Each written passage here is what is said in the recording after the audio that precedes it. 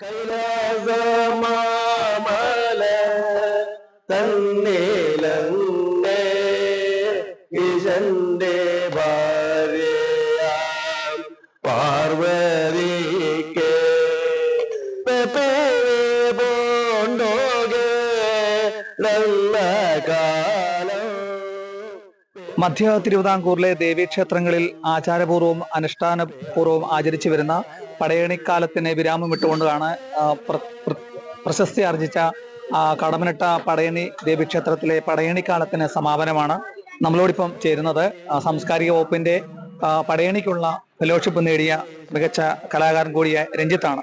രഞ്ജിത്ത്, എങ്ങനെയാണ് ഈ ഒരു പടയണിക്കാലം കൂടി അവസാനിക്കുകയാണ്, നമുക്കിപ്പോ എന്താണ് ഈ കടമനിട്ടയിലെ പടയണിയുടെ പ്രത്യേകത എന്ന് പറയുന്നത്, ഒന്നാമത് മധ്യ തിരുവിതാംകൂറിലെ അവസാന പടയണി കടമനിട്ടയിലാണ്. ആദ്യം നമ്മൾ തെള്ളിയൂര് തുടങ്ങി കടമനിട്ടയിൽ അവസാനിക്കുന്ന ഒരു പടയണിയാണ്. പ്രശസ്തമായ പല ക്ഷേത്രങ്ങളും പടയണിയുണ്ട്. മധ്യ തിരുവിതാംകൂറിന്റെ തെക്കൻ ചിട്ടയും വടക്കൻ ചിട്ടയും രണ്ട് ചിട്ടയായിട്ടാണ് പടയണി പോകുന്നത്.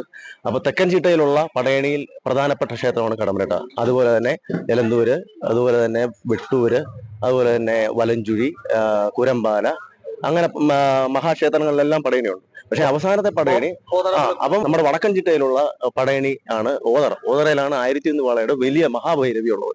അത് കഴിഞ്ഞ ദിവസങ്ങളിൽ. അതിനുശേഷം എഴുമറ്റൂർ ഉണ്ടായിരുന്നു, കോട്ടാങ്ങൽ ആദ്യം ഉണ്ടായിരുന്നു, അതുപോലെ തന്നെ പിന്നെ പുല്ലാട്, അങ്ങനെ പല ക്ഷേത്രങ്ങളിൽ, കദളിമംഗലം പ്രശസ്തമായ ക്ഷേത്രങ്ങളാണ്.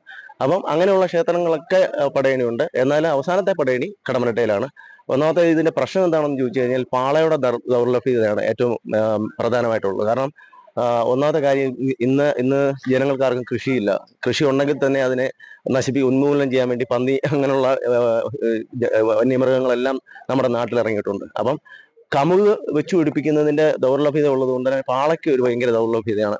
പാള കിട്ടാനില്ല. ഏകദേശം ഒരു പാളയ്ക്ക് ഇപ്പം 100-120 രൂപയൊക്കെയാണ് നമ്മളോട് ഈ ആൾക്കാർ മേടിക്കുന്നത്. ഏകദേശം നമുക്കൊരു ദിവസത്തെ പടയണിക്ക് ഏകദേശം ഒരു 120-130 പാള നമുക്ക് വേണം. അപ്പം കോലങ്ങളുടെ വഴിപാട് കൂടുന്നതിന്റെ അനുസരിച്ച് അപ്പൊ പാളയുടെ എണ്ണം കൂടും. ഒരു മെഡൽ, കുരുത്തോല, അങ്ങനെ ഓരോ. അപ്പം ഇതിന്റെ ഒരു പ്രത്യേകത എന്താണെന്ന് വെച്ചാൽ ഒരു കവുങ്ങേന്ന് ഒരു പാള എടുക്കാൻ പറ്റത്തുള്ളൂ. അപ്പം ഭയങ്കര ഇതിന്റെ അധ്വാനം ഭയങ്കരമാണ്.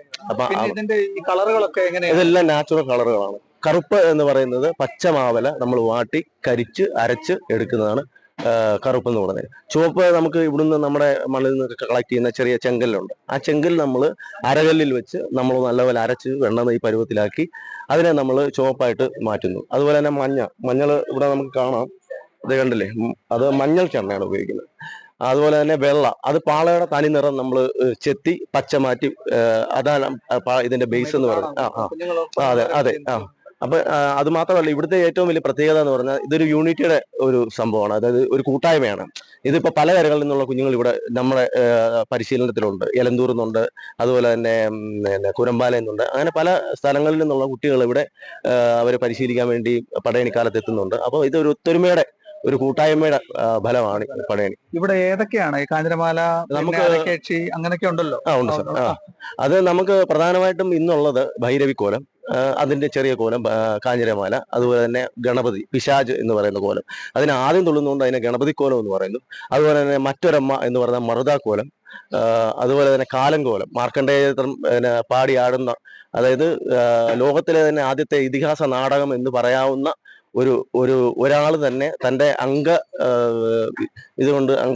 ഇത് വെച്ചിട്ട് ശരീരചലനം കൊണ്ട് സ്വയം പകർന്നാടുന്ന ഒരു ചരിത്രമുണ്ട്, മാർക്കണ്ഡേയ ചരിത്രം. അത് തുള്ളുന്നതാണ് കാലങ്കോലം. അതുപോലെ തന്നെ സുന്ദരേക്ഷി. അപ്പൊ ഇങ്ങനെയുള്ള ഇന്നത്തെ കോലങ്ങൾ ഇതൊക്കെയാണ്. പ്രധാന വലിയ പടയണിക്ക് നമ്മൾ കുറച്ചുകൂടി കൂടുതൽ കോലങ്ങൾ കാണും. അത് നമ്മൾ പുലവൃത്തം, അതുപോലെ തന്നെ പരദേശി, അതുപോലെ തന്നെ നായാട്ട്, അതുപോലെ തന്നെ കുതിര എന്ന് പറയുന്ന കോലമുണ്ട്, പക്ഷിക്കോലമുണ്ട്, മാടൻ ഉണ്ട്, മറുതയുണ്ട്, കാലനുണ്ട്, സുന്ദരേഷിയുണ്ട്, അന്തരേഷിയുണ്ട്, അരക്കേഷിയുണ്ട്, മായേക്ഷിയുണ്ട്, പല യക്ഷികൾ. അതായത് ഒരു രാത്രി തുടങ്ങി നേരം വെളുക്കുന്നത് വരെ തുള്ളുക എന്നുള്ളത്, അതായത് ഇരുട്ടിന്റെ മേൽ പ്രകാശത്തിന്റെ ആധിപത്യം എന്നുള്ളതാണ്. അതെ.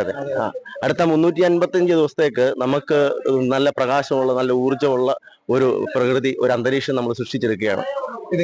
അതെ. പിന്നെ നിങ്ങളൊക്കെ മറ്റേ എലന്തൂരും ബാക്കിയുള്ള സ്ഥലങ്ങളിലൊക്കെ നിങ്ങൾ പോകാറുണ്ടല്ലോ? എന്തെങ്കിലും പേരുണ്ടോ ഈ കടമനിട്ട കളരി എന്ന് ഗോത്രകല കളരി കടപ്പനട്ട. എത്ര പേരാണ് അതിനകത്തുള്ളത്? എത്ര വർഷം ഞങ്ങള് 10-50 പേരുണ്ട്. ഉണ്ട്? ഇത് പ്രോഗ്രാമിന് ചെയ്തുകൊണ്ടിരിക്കുന്നത്. പിന്നെ ഇവിടെ കടവണ്ടക്കാരെല്ലാം എല്ലാം ചെയ്യുന്നവരാ.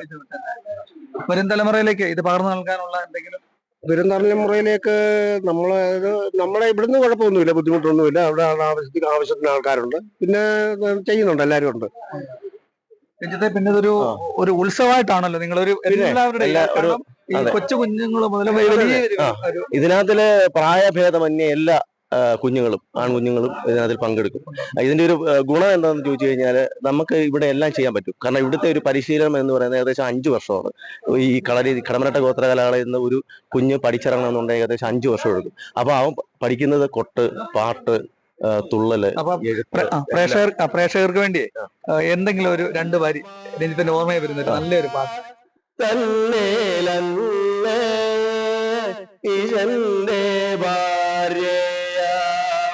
പാർവതിക്ക് കൈലാസമാമല തന്നേലങ്ങേ ഈശന്റെ ഭാര്യയാം പാർവതിക്ക് പോണ്ടോകെ നല്ല കാലം പേയൊഴിപ്പാൻ വന്ന പിശാചേ